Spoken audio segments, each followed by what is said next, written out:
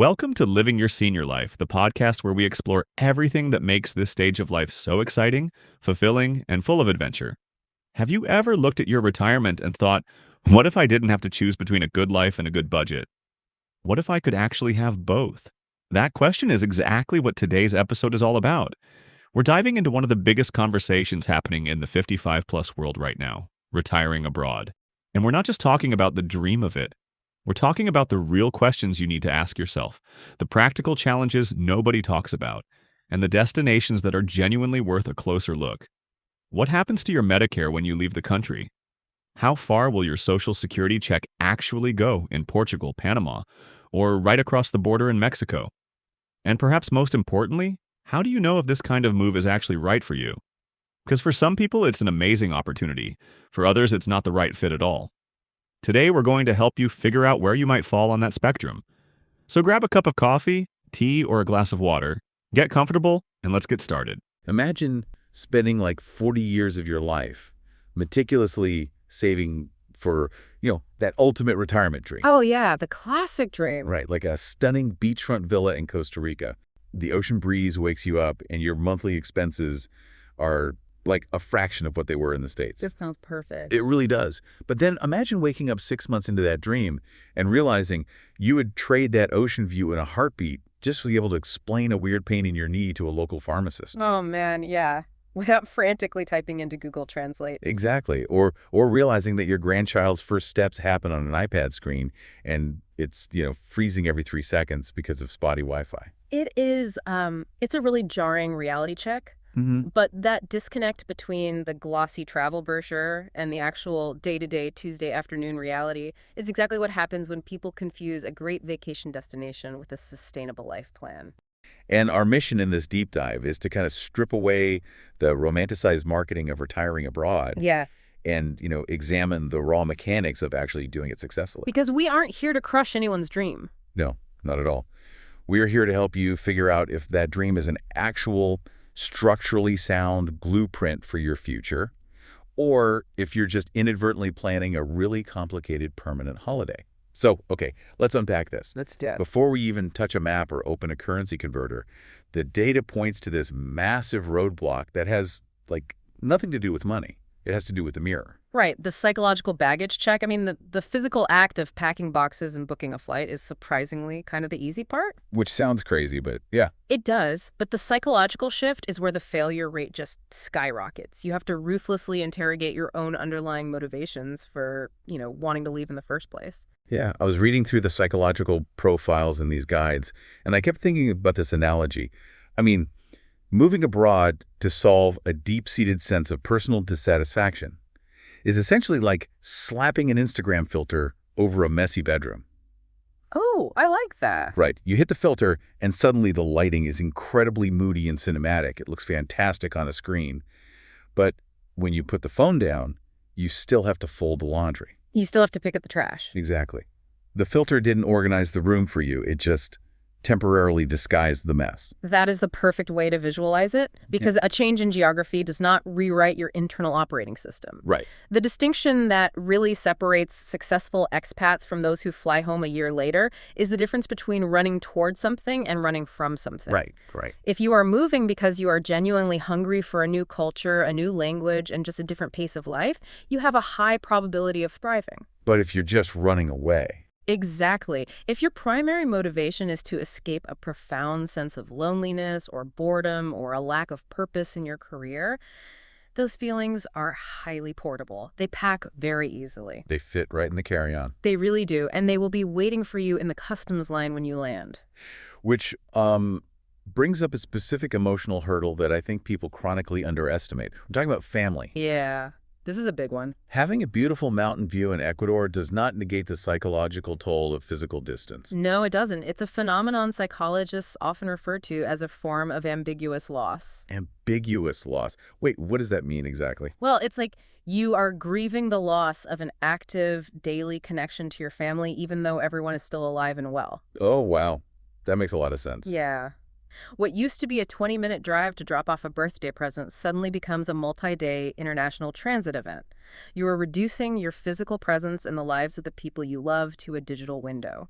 And staring at a tablet while your family eats turkey on Thanksgiving isn't just sad, it's isolating. Very isolating. And that isolation is compounded by the fact that you no longer have your baseline community to fall back on. I mean, think about your life right now. Yeah. You have an entire ecosystem of convenience and familiarity that you probably don't even notice. Oh, totally. Like knowing exactly which grocery store aisle has your favorite coffee. Yes. Or you have a neighbor who will water your plants. You know how the local DMV works somehow. When you move abroad, you are detonating that entire ecosystem. You are starting from absolute zero. Building a community from scratch in a foreign culture takes immense, exhausting effort. And the friction of daily life operates differently. How so? Well, when you're on a 2-week vacation, the fact that a bank teller takes 2 hours to process a simple deposit is a charming cultural quirk. You laugh it off. Right, you're like, oh, island time. Exactly. But when you actually live there and you are trying to pay a utility bill to keep your lights on, that same slow bureaucracy can trigger a massive stress response. I can imagine. It's like playing a board game where the rules change every time you roll the dice, and the rule book is in a language you only half understand. That's a great way to put it. And that actually transitions us into the hard mechanics of this move. Yeah. Because having a resilient, adaptable mindset is crucial, but a great mindset won't pay for an emergency appendectomy. It definitely won't. And it definitely won't protect you from an IRS audit. No, the logistical red tape is completely unforgiving. Once the emotional novelty wears off, the structural realities of living outside your home country hit you head on. So here's where it gets really interesting. I want to push back on a fundamental premise that almost everyone assumes is true. Okay, let's hear it. So if I have a guaranteed pension and Social Security bringing in, let's say, $5,000 a month, and I move to a town in Colombia where the average cost of living is only $1,500 a month, Right. I don't buy that I need to worry about the logistics of exchange rates or local economies. My financial buffer is so massive that it acts as an impenetrable safety net. Right. Like, I'm good. See, that is exactly the trap that wipes out a significant portion of expat retirees. Wait, really? Why? Because you cannot rely purely on the current cost of living as a static safety net. That number is a snapshot, not a guarantee. Okay. We have to look at historical economic mechanics here. First, exchange rates are volatile.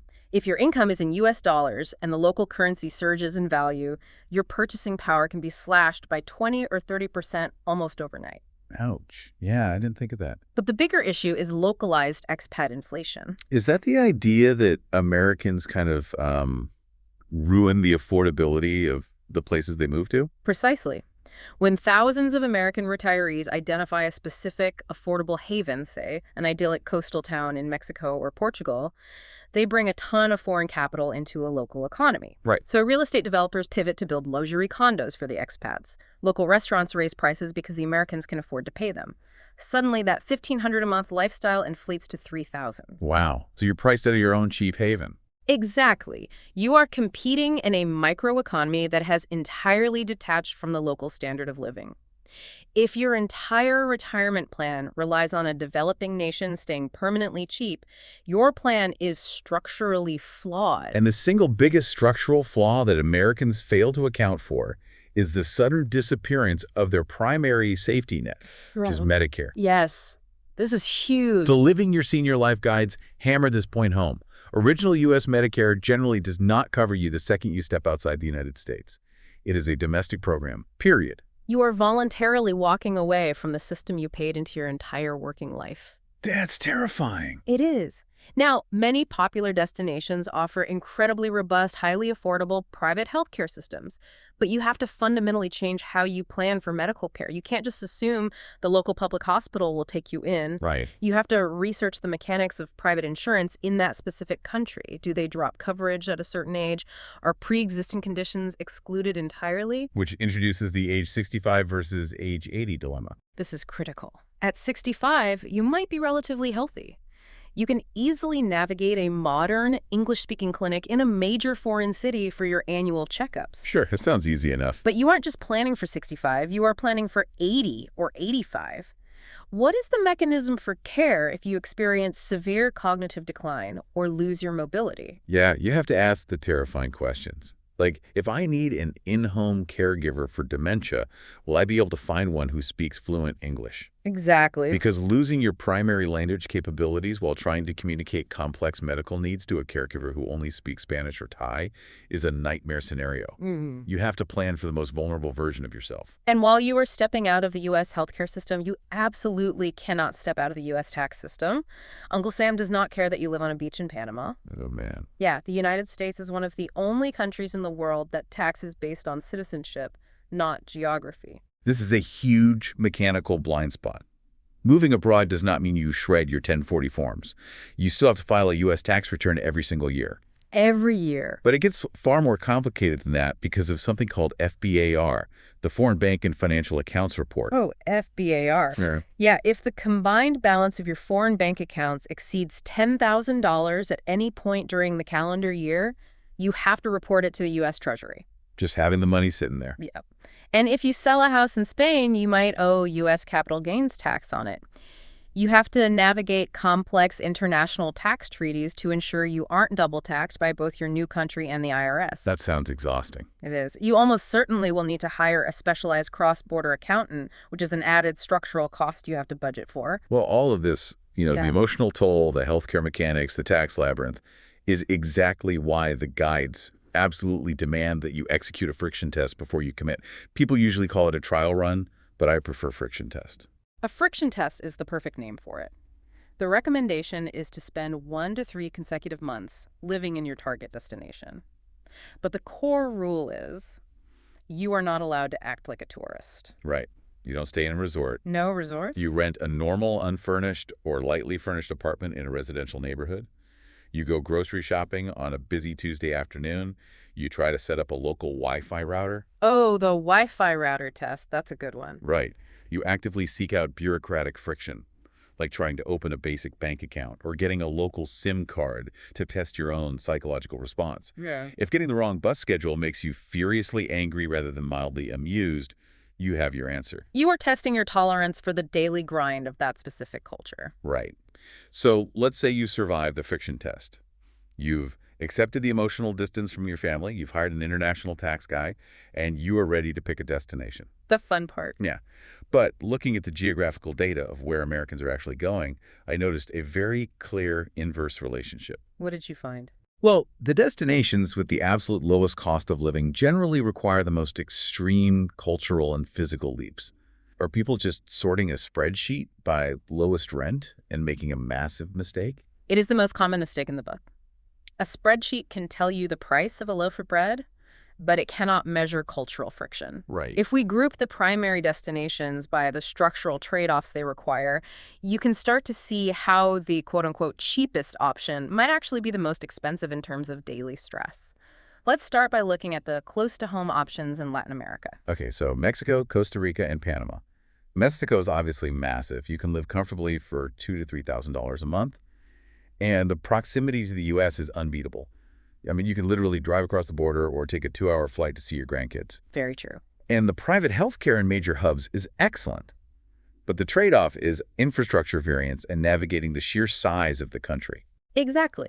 The lived experience in a colonial highland city like San Miguel de Allende is functionally a different universe than living in a coastal resort town like Puerto Vallarta. Makes sense. Then you have Costa Rica, which is slightly more expensive, maybe $2,500 to $3,500 a month. Costa Rica famously markets the pura vida, the pure, relaxed life. Yeah, everyone talks about Pura Vida. But what really drives expats there is the mechanical ease of their residency program. The Pensionado program. This is brilliant. It really is. You essentially just have to prove to the Costa Rican government that you have a guaranteed lifetime monthly pension or Social Security income of at least $1,000. In exchange, they give you a clear, streamlined path to legal residency. They just want to know you won't be a financial burden on their state. Right. But the trade-off today is that Costa Rica is no longer the hidden bargain it was 20 years ago. Yeah. If you want to buy a car, or if you insist on buying your favorite American peanut butter at the grocery store, you are going to pay massive import taxes. And that's where Panama comes in as a fascinating alternative. Also around $2,000 to $3,000 a month, Panama solves 2 massive logistical headaches for Americans. Okay, what are they? First, their official paper currency is the U.S. dollar, which entirely eliminates the currency exchange risk we broke down earlier. Oh, wow. That's huge. It is. Second, they have the Pensionado or Jubilado discount program, which is arguably the most aggressive retiree benefit in the world. Yeah, reading about this, it structurally alters your budget. We're talking legally mandated discounts across the board, like 25% off utility bills, 25% off airline tickets, 50% off entertainment. It's incredible. But the geographical trade-off is intense. Yeah. The climate is aggressively tropical. The humidity is no joke. No, it's not. And outside of Panama City or major expat bubbles like Boquete, the level of English spoken drops dramatically. If you don't commit to learning Spanish, your world becomes very small, very fast. Exactly. So that is the Latin American value proposition. Now, let's pivot to the European dream. We are primarily looking at Portugal and Spain. We're talking about $2,500 to $4,000 a month. The appeal here is obvious. It's incredibly safe. The cities are ancient, walkable, and beautiful. You don't need to own a car, which is a massive financial relief. Definitely. The public infrastructure is first world, and the private healthcare is arguably some of the best on the planet. But there is a massive catch brewing in the European market right now. There is. The catch is the collision of popularity and bureaucracy. Housing costs in places like the Algarve in Portugal or the Costa del Sol in Spain didn't just surge by magic. Right, you had programs like the Golden Visa and special tax regimes that practically begged foreign capital and remote workers to flood the market. And flood it, they did. Real estate prices in these hubs have skyrocketed, pushing locals out and making it much harder for a retiree on a fixed income to find a bargain. That makes sense. On top of that, you have to mentally prepare for Southern European bureaucracy. Securing a long-term retirement visa in Spain involves navigating a labyrinth of paperwork, translating documents, securing FBI background checks. Just a mountain of paperwork. Yeah, and dealing with a government apparatus that explicitly values a slow, relaxed pace of life over American-style efficiency. So you are paying a premium for the European lifestyle, but you have to surrender your American impatience to access it. Beautifully said. Finally, let's look at the third group. The guides frame these as the value and adventure tier. This is where your US dollar operates like a superpower, but the cultural friction is at its absolute highest. We are looking at Colombia, Ecuador, and Thailand. In places like Medellin, Colombia, or Cuenca, Ecuador, a couple can live an incredibly comfortable lifestyle for $1,500 to $2,500 a month. Both of those cities offer an eternal spring climate because they are situated high in the Andes Mountains. But let's talk about the mechanics of that altitude, specifically in Cuenca. It sits at over 8,000 feet above sea level. Which is high. Yeah. If you are 70 years old with any sort of underlying cardiovascular or respiratory issue, that altitude isn't just a quirky geographic fact. It is a serious daily physical challenge. Absolutely. And in Colombia, speaking Spanish isn't just a polite suggestion. Outside of a few specific neighborhoods in Medellin, you cannot navigate daily commerce, healthcare, or housing without it. And rounding out the adventure tier, we have Thailand, $1,800 to $3,000 a month. Thailand offers some of the most advanced medical tourism facilities in the world, specifically in Bangkok. I've heard that. Yeah, the amenities are hypermodern and the culture is famously welcoming. But Thailand presents the ultimate stress test for the psychological hurdles we discussed at the very beginning. Because the geography is brutal. Living in Thailand means you are dealing with a 12 to 15-hour time difference from the east coast of the U.S. You aren't just far away, you are living in a different tomorrow. Yeah, scheduling is a nightmare. Trying to set up a simple FaceTime call with your daughter requires complex time zone math. And if there is a medical emergency back home, you are looking at 24 hours of transit across multiple long-haul flights. It's a massive commitment. For a vast majority of retirees, the sheer physics of that distance eventually compounds the ambiguous loss into a deal breaker. It demands an incredible level of detachment from your previous life and a fierce commitment to building a new one in the present moment. So what does this all mean? We've looked at the psychology, the disappearing safety nets, the international tax burden, and the geographical friction. That's a lot to weigh. It is. The core realization jumping out of this living your senior life data is that retiring abroad is not a real estate transaction. It is an identity shift. An identity shift, I completely agree. It requires you to be brutally honest about the trajectory of your physical health, your emotional reliance on your family, and your ability to tolerate systemic inefficiencies. It requires a specific type of resilience. You are fundamentally dismantling the infrastructure of your life and attempting to rebuild it in a completely foreign environment. Think about it right now. If you were standing at an ATM in a foreign city, the machine swallowed your debit card, the screen flashed an error code in the language you didn't understand, and the local bank teller just shrugged at you. Hmm, How would your body react? that's the ultimate test. Right. Would your heart rate spike? Would you demand to speak to a manager? Or would you take a deep breath, laugh at the absurdity of the situation, and approach the problem with patience and curiosity? Your genuine, unfiltered answer to that scenario is probably the most accurate metric of whether you should actually pack your bags. Which points to an underlying truth about the expat experience. The people who succeed abroad are the ones who actively seek out new cultural connections, who intentionally step outside their comfort zones, and who consciously choose to adopt a slower, more adaptable mindset to deal with daily friction. Which leaves us with a fascinating thought.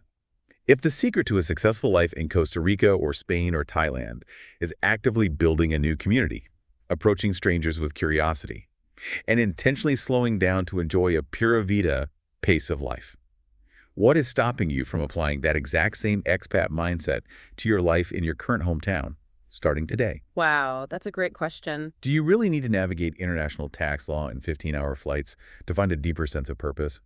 Or could you achieve the exact same retirement dream just by changing the way you walk through your own neighborhood? Something to think about. So, are you ready to book a one-way flight? Maybe not quite yet, but hopefully you're a little closer to knowing whether retiring abroad is a real possibility for you or something that's better suited for an extended visit. And there's nothing wrong with that either. But if the idea of retiring abroad has been living rent-free in your head, maybe this is your sign to actually explore it. Do the trial stay, run the numbers, talk with your family, ask yourself the hard questions. You may discover it's exactly the adventure you've been looking for, or you may decide home is where you belong. Either way, you'll be making an informed decision based on experience rather than wondering what if. If you enjoyed this episode, please subscribe, leave a review, and share it with a friend. And as always, until next time, take care of yourself and live your best senior life.